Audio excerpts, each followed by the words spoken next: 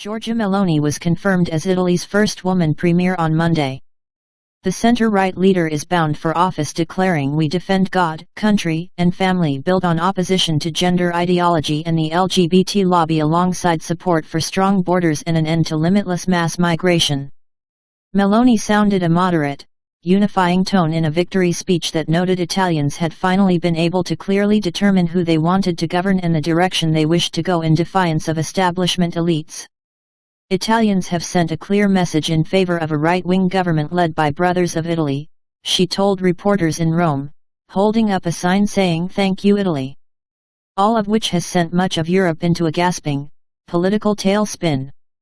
The Vice President of the European Parliament, Katharina Barley of the Social Democrats of German Chancellor Olaf Scholz, cast Meloni's victory as worrying given her affiliations with Hungary's leader Viktor Orban and former US President Donald Trump. Her electoral lip service to Europe cannot hide the fact that she represents a danger to constructive coexistence in Europe, she was quoted as saying by German daily Welt, AP reports. "I am afraid of incompetence, not the fascist threat," said Roberto di Alamonte, a political science professor at LUIS, a private university in Rome. "She has not governed anything." He neglected to mention Meloni did serve as youth minister in Berlusconi's last government a decade ago.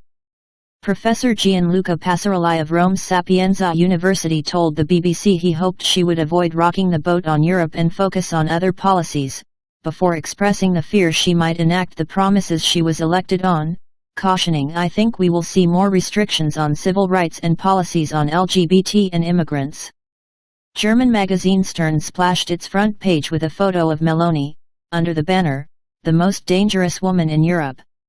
The Financial Times reports just last week EU Commission Chief Ursula von der Leyen put Rome in the same basket with Budapest and Warsaw as challengers to the overarching desire of the EU to govern all of Europe without exception or challenge to its own autocracy.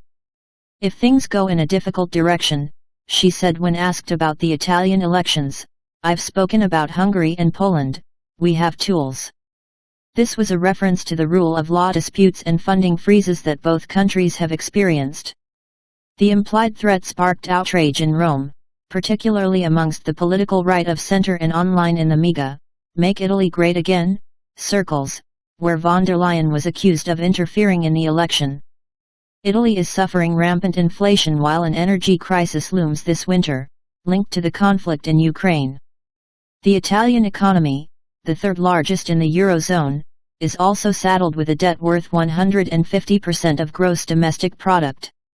Despite the gasps from her opponents inside and outside Italy, Meloni is bound to act to secure the country's economic future despite what detractors say is her underlying Eurosceptic beliefs.